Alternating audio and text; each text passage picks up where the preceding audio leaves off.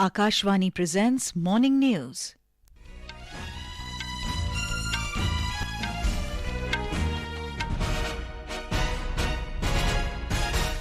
Good morning, I'm Sarabjit Kaur. The headlines. Prime Minister Narendra Modi to inaugurate one of largest global textile events to be organised in India, Bharat Tex 2024 in New Delhi this morning. Prime Minister to also launch around 2,000 railway infrastructure projects today. President Droupadi Murmu to inaugurate day-long Purple Fest at Amrit Udyaan in Rashtrapati Bhawan today. 13th Ministerial Conference MC13 of World Trade Organization to begin today in Abu Dhabi. India bags 14 medals including 9 golds at Archery Asia Cup 2024 in Baghdad, Iraq. And in cricket, India needs 152 runs to win 4th Test against England in Ranchi. And now the news in detail. Prime Minister Narendra Modi will inaugurate the Bharat Tex 2024 today at Bharat Mandapam in New Delhi. The 4-day textile event is considered one of the largest ever global textile events to be organized in India, with more than 100 countries participating at the event. The Bharat Tex 2024 will feature over 65 knowledge sessions with more than 100 global panelists discussing various issues facing the sector. The mega textile event is expected to host major policymakers, global CEOs, over 3,500 exhibitors and over 3,000 buyers. The Bharat Tex is expected to witness more than 40,000 business visitors, besides students, weavers, artisans and textile workers. The Prime Minister's office said in a release that this year's Bharat Tex will boost trade and investment, help enhance exports, and will showcase India's prowess in the textile sector. Prime Minister Narendra Modi will lay the foundation stone, inaugurate and dedicate to the nation around 2,000 railway infrastructure projects worth more than 41,000 crore rupees today afternoon through video conferencing. Prime Minister has often emphasized the importance of providing world-class amenities at railway stations. In a major step in this endeavour, he will lay the foundation stone for redevelopment of 553 railway stations under the Amrit Bharat Station scheme. These stations, spread across 27 states and union territories, will be redeveloped at a cost of over 19,000 crore rupees. Our Bhopal correspondent reports that out of 553 railway stations, 33 are in Madhya Pradesh.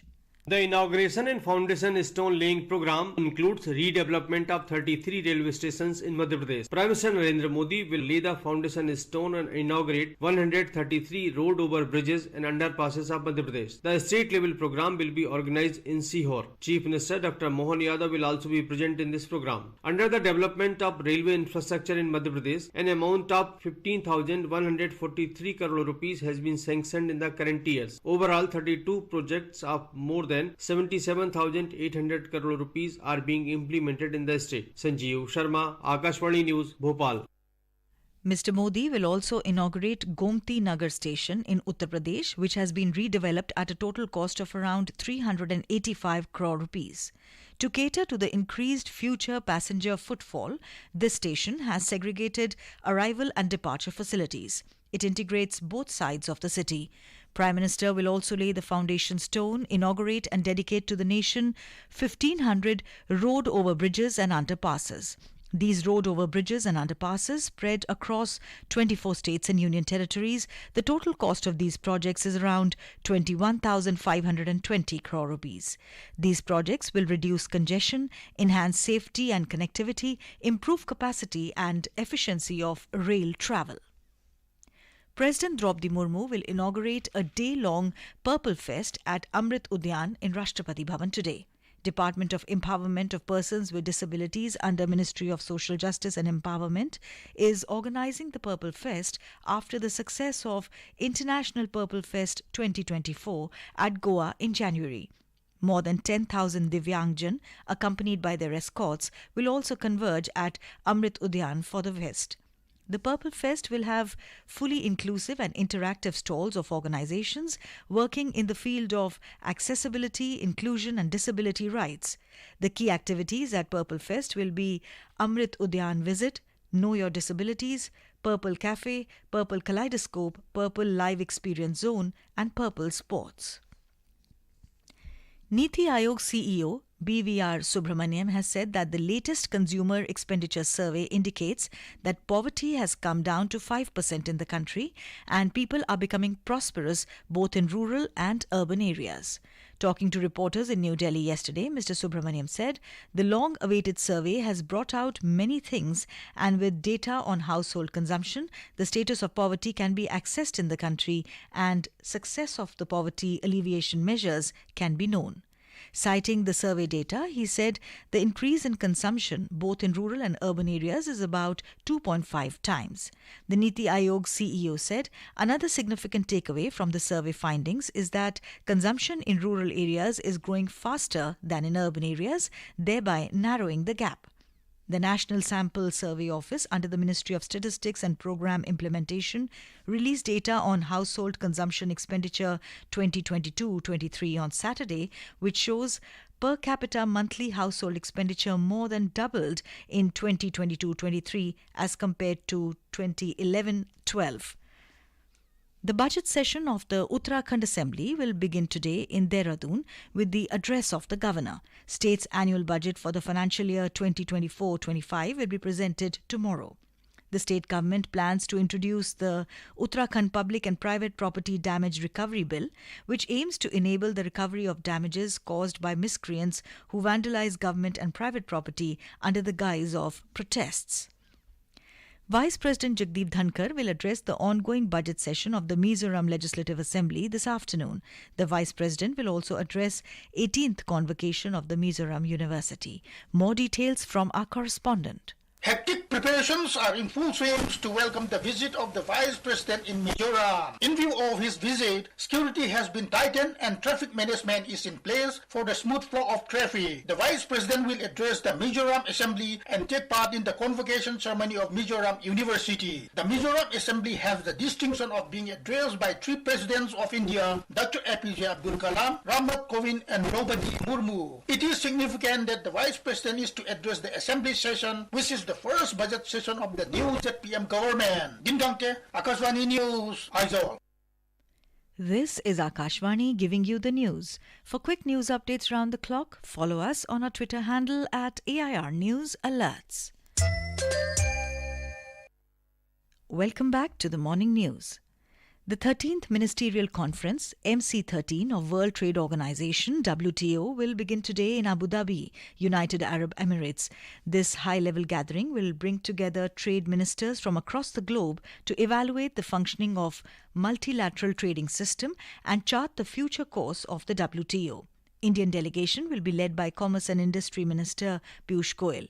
More details from our correspondent. Ahead of the meeting, the G33, a coalition of developing countries with India as a prominent member, urged the WTO to advance agriculture trade negotiations at the 13th WTO Ministerial Conference. The group expressed concerns about the lack of progress, particularly regarding food security challenges faced by the developing nations. They emphasized the urgency for action, citing the Food and Agriculture Organization's projection of nearly 600 million people facing chronic hunger by the year 2030. The group also stressed the significance of the special safeguard mechanism for developing countries to shield themselves from import surges and price declines. They urged members to reach a decision regarding the special safeguard mechanism by the next ministerial conference. The G33 also highlighted the necessity to preserve special treatment for developing countries and consider non-trade concerns in future negotiations. This is Vinod Kumar for Akashvani News from Abu Dhabi. Thailand's Deputy Prime Minister Panpri Bahidanukara arrived in New Delhi early this morning on a 4-day official visit to India. He will be co-chairing the 10th India-Thailand Joint Commission meeting with External Affairs Minister S. Jaishankar today. Mr. Bahidanukara is also scheduled to meet Vice President Jagdeep Dhankar. This is his first official visit to India. India finished the Archery Asia Cup 2024 with 14 medals, including 9 golds, 4 silvers and 1 bronze in Baghdad, Iraq yesterday. In the women's individual recurve category, 3-time Olympian Deepika Kumari won the gold medal by defeating compatriot Simranjeet Kaur 6-2. Meanwhile, in an all-Indian final, Dheeraj Bommadevara beat Tarundeep Rai 7-3 to win the men's recurve archery title. India swept the top podiums in all the individual events, clinching top positions in both the men's and women's compound events. In cricket, India will resume their second innings play at 40 for no loss against England on the fourth day of the fourth test at JSCA International Stadium in Ranchi this morning. India still needs 152 runs for victory. Skipper Rohit Sharma with 24 runs and Yashasvi Jaiswal with 16 were at the crease when stumps were drawn yesterday. Earlier, England were all out for 145 runs in their second innings, setting the target at 192. In the Women's Premier League, reigning champions Mumbai Indians defeated Gujarat Giants by 5 wickets at the M. Chinnaswamy Stadium in Bengaluru last night. Mumbai successfully chased down the target of 127 runs in 18.1 overs. Skipper Harmanpreet Kaur remained unbeaten with 46 runs while chasing. Kiwi player Amelia Kerr has been adjudged as the player of the match as she scraped 4 wickets for Mumbai. Earlier put into bat first, Gujarat scored 126 runs for the loss of 9 wickets in the stipulated 20 overs. This was Mumbai's second win in 2 matches. Today, UP Warriors will face Delhi Capitals at the same venue. Both teams are looking forward to register their first win in the tournament.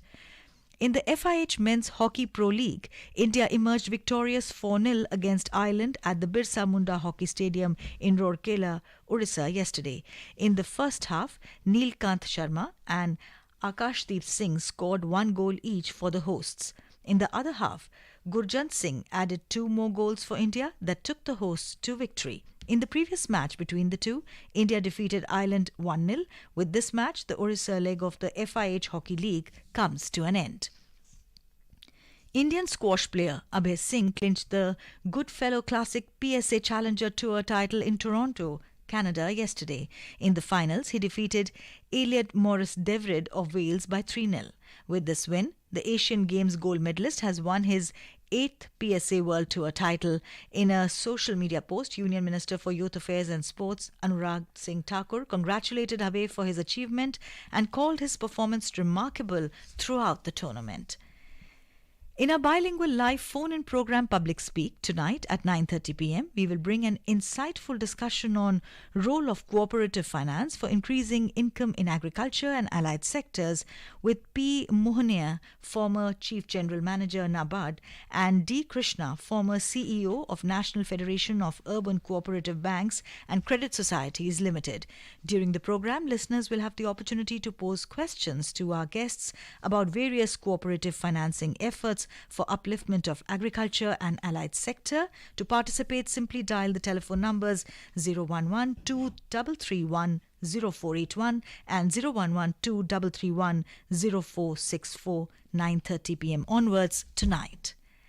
And now for a look at today's newspapers. It's over to Vaibhav Jyotsna Srivastav. Thank you, Sarabjit. Most newspapers today open with the details of inauguration of infrastructure projects by Prime Minister. The Hindustan Times headline reads, Modi inaugurates mega infrastructure project in Gujarat. The Asian Age has a picture of Prime Minister Narendra Modi doing scuba diving. The caption reads, PM does scuba diving prayers in submerged Dwarka. The statement carries a story on the 5th edition of joint military exercise Dharm Guardian. India-Japan begin joint military drills in Rajasthan. Newspaper also talks of how a major tragedy was averted after a driverless freight train travelled from Kathua in Jammu and Kashmir till Unchi Basi in Hoshiarpur. The Tribune headline reads, scares driverless freight train travels 70 kilometres, probe on. And finally, with Delhi Zoo planning to develop an aviary, birds set to find natural habitat in 2-acre aviary, informs the Times of India. And with that, it's back to you, Sarabjit. Thank you, Vaibhav. And now, before we end the bulletin, the headlines once again. Prime Minister Narendra Modi to inaugurate one of the largest global textile events to be organised in India, Bharat Tex 2024, in New Delhi this morning. Prime Minister to also launch around 2,000 railway infrastructure projects today. President Droupadi Murmu to inaugurate day-long Purple Fest at Amrit Udyaan in Rashtrapati Bhawan today. 13th Ministerial Conference MC13 of World Trade Organization to begin today in Abu Dhabi. India bags 14 medals, including 9 golds at Archery Asia Cup 2024 in Baghdad, Iraq. And in cricket, India needs 152 runs to win 4th test against England in Ranchi. And with that, we end the morning news. Have a nice day.